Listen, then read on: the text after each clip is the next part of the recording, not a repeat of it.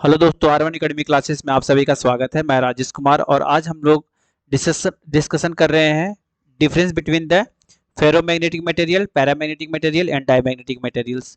इसका most important difference जो है आज हम लोग डिस्कशन कर रहे हैं। आप इसको देखिए और ये एज ए नोट्स भी हो जाएगा। ये क्लास 12 या फिर किसी भी एग्जाम में जहाँ पे मैग्नेटिक मटेरियल्स के डिफरेंस के बीच में पूछता है ना, तो ये उस वहाँ पे हर जगह ये काम देगा। ये कोई जरूरी नहीं क्लास 12 में तो खैर है ही, और आप अगर डिप्लोमा में हैं तो उसमें भी दे देगा काम, है ना। तो आप लोग इसको देखिए और ज़्यादा से ज़्यादा इसको शेयर कर दीजिएगा। बस यही हम चाहते हैं आप लोगों से। ओके, तो चलिए हम लोग अपना सेशन स्टार्ट करते हैं ज़्यादा विलंब ना करते हुए। तो पहला है फेरोमैग्नेटिक सब्सटेंस, दूसरा है पैरामैग्नेटिक सब्सटेंस, डायमैग्नेटिक सब्सटेंस। तो देखिए इसका पहला ऑप्शन है, पहला है डिफरेंस। जो फेरोमैग्नेटिक सब्सटेंस है ना वो स्ट्रांगली मैग्नेट द्वारा अट्रैक्ट होता है, ये मैग्नेट द्वारा अट्रैक्ट होता है। लेकिन पैरामैग्नेटिक सब्सटेंस जो है ना थोड़ा कम अट्रैक्ट होता है, फेरोमैग्नेटिक के रिस्पेक्ट में कम अट्रैक्ट होता है मैग्नेट द्वारा। लेकिन डायमैग्नेटिक सब्सटेंस जो होता है ये रिपेल होता है, अट्रैक्ट होता ही नहीं मैग्नेट द्वारा। जहां मैग्नेट के सामने आ गया ये रिपेल करने लगेगा, है ना, दूर भागने लगेगा। तो ये डिफरेंस था। दूसरा देखिए, जो फेरोमैग्नेटिक सब्सटेंस है अगर उसको मैग्नेटिक फील्ड में प्लेस कर दिया जाए, रख दिया जाए, तो वह स्ट्रांगली मैग्नेटाइज हो जाता है in the direction of field. ठीक है, फेरोमैग्नेटिक सब्सटेंस। और पैरामैग्नेटिक सब्सटेंस को अगर मैग्नेटिक फील्ड में रख दिया जाए तो वो मैग्नेटाइज होता है लेकिन थोड़ा सा कम मैग्नेटाइज होता है in the direction of magnetic field, है ना। In the direction of magnetic field थोड़ा कम मैग्नेटाइज होता है, फीबल का मतलब थोड़ा कम होना। और ये जो है स्ट्रांगली मैग्नेटाइज होता है फेरोमैग्नेटिक। लेकिन अगर डायमैग्नेटिक सब्सटेंस को this substance when placed in the magnetic field acquire the feeble magnetism opposite to the direction of magnetic field, ये भी मैग्नेटाइज होता है थोड़ा सा कम से, लेकिन अपोजिट रहता है, मैग्नेटिक फील्ड के अपोजिट में रहता है। देखो यहाँ पे ये इस तरह से है इसका डायरेक्शन, तो इसका डायरेक्शन क्या है, अपोजिट है।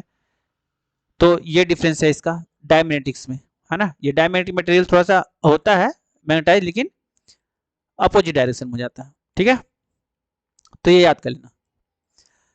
तीसरा डिफरेंस है if rod ferromagnetic material suspended freely between the two magnetic poles its axis become parallel to the magnetic field। कहने का मतलब है अगर दो मैग्नेटिक पोल के बीच में अगर एक फेरोमैग्नेटिक मटेरियल को सस्पेंड किया जाए, लटकाया जाए, तो उसका जो मैग्नेटिक पोल होगा ना वो पैरेलल होगा किसके, वो जो फील्ड है, मैग्नेटिक फील्ड है, उसके पैरेलल होगा। ये होता है फेरोमैग्नेटिक मटेरियल का कंडीशन। जैसे मान लीजिए ये वाला जैसे फेरोमैग्नेटिक मटेरियल है ना, इसको लटका दिया, देखिए साउथ नॉर्थ में डायरेक्शन में ये हो गया। यहाँ नॉर्थ है तो यहाँ साउथ है, यहाँ नॉर्थ है तो यहाँ साउथ है। ठीक, इसका एक्सिस। इसी तरह से पैरामैग्नेटिक मटेरियल में भी होता है, अगर उसको सस्पेंड कर दिया जाए यहाँ बीच में तो वो भी पैरेलल टू मैग्नेटिक फील्ड के पैरेलल क्या रहेगा, सस्पेंडेड रहेगा, है ना, रिस्पेक्टिव पोल के अनुसार, नॉर्थ साउथ, साउथ नॉर्थ। लेकिन डायमैग्नेटिक में ऐसा नहीं होता, पैरेलल, ये लोग दोनों पैरेलल तो होता है फील्ड के, मैग्नेटिक फील्ड के पैरेलल होता है, लेकिन डायमैग्नेटिक सब्सटेंस में ऐसा नहीं होता। अगर इसको मैग्नेटिक फील्ड मैग्नेटिक पोल्स के बीच में अगर फ्रीली सस्पेंड कर दिया जाए ना तो ये परपेंडिकुलर हो जाता है मैग्नेटिक फील्ड के। देखो यहाँ पे ये क्या है, सीधा सीधा परपेंडिकुलर हो जा रहा है ना, ये परपेंडिकुलर है भाई, ध्यान से देख लेना, है ना, ये परपेंडिकुलर हो जाता है। तो ये इसका डिफरेंस है, तीन टू डिफरेंस है। और हम लोग दो टू डिफरेंस और हम लोग सीखेंगे, है ना। थोड़ा यहाँ नहीं है, इसको हम लोग थोड़ा सा स्क्रॉल कर लेते हैं, थोड़ा सा कंप्रोमाइज कर लीजिए आप लोग। अब देखिए यहाँ पे इसका डिफरेंस एक तीन टू और है, उसको अभी सीखते हैं हम लोग। ठीक है, देखिए जो फेरोमैग्नेटिक सब्सटेंस है, non uniform magnetic field, in the non uniform magnetic field में they move from the weaker to stronger magnetic field rapidly. Ferromagnetic substance जो होता है वो नॉन यूनिफॉर्म मैग्नेटिक फील्ड में वीकर मैग्नेटिक फील्ड से stronger magnetic field की तरफ वो क्या होता है, मूव करने लगता है।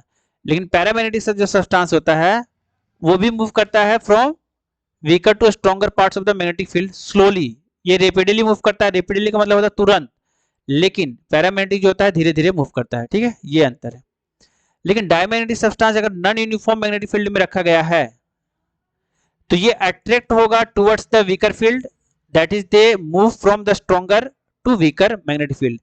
ये जस्ट ये लोग का अपोजिट जाता है ना। ये क्या करेगा, स्ट्रॉन्गर से वीकर की तरफ मूव करने लगेगा डायमैग्नेटिक सब्सटेंस। पांचवा डिफरेंस देखिए क्या है यहाँ पे।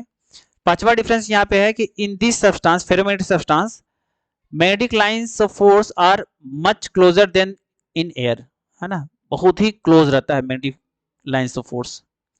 लेकिन पैरामैग्नेटिक सब्सटेंस में क्या रहता है, paramagnetic substance in the substance magnetic lines of force are closer than in air, ये भी उसका भी वही है, क्लोजर देन इन एयर, यहाँ पे तो मच क्लोजर बोला है ना, ये सिर्फ क्लोजर रहता है, मच क्लोजर नहीं कर सकते इसको। लेकिन डायमैग्नेटिक सब्सटेंस में जो मैग्नेटिक लाइंस ऑफ फोर्स होता है ना, वो दूर दूर रहता है, फार्दर रहता है, ये देखिए दूर दूर रहता है, फार्दर देन इन एयर, ये अंतर है।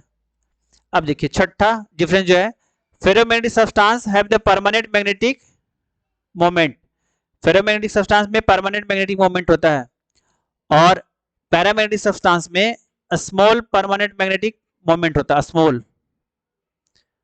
ठीक। लेकिन डायमैग्नेटिक सब्सटेंस में जो मैग्नेटिक मोमेंट होता है ना of this substance is zero होता है, इसका जो मैग्नेटिक मोमेंट होता है वो जीरो होता है। तो ये मोस्ट इंपॉर्टेंट डिफरेंस था फेरोमैग्नेटिक और पैरामैग्नेटिक और डायमैग्नेटिक का। तो आप लोग इसको याद कर लीजिए, रिवीजन कीजिए, लिख लीजिए नोट्स बना के, और ये अगर एग्जाम में पूछता है शॉर्ट नोट्स में तो ये शॉर्ट नोट्स का भी काम कर जाएगा। मान लीजिए जैसे फेरोमैग्नेटिक का पूछा तो एक तरफ का नोट्स लिख दीजिए फेरोमैग्नेटिक का, फिर दूसरी तरफ का, फिर तीसरी तरफ का, इस तरह से हो सकता है ना। तो आप लोग इसको यूज करके बना सकते हैं, है ना। ओके, तो चैनल को लाइक करना है, शेयर करना है, सब्सक्राइब करना है ज़्यादा से ज़्यादा। Okay, thank you.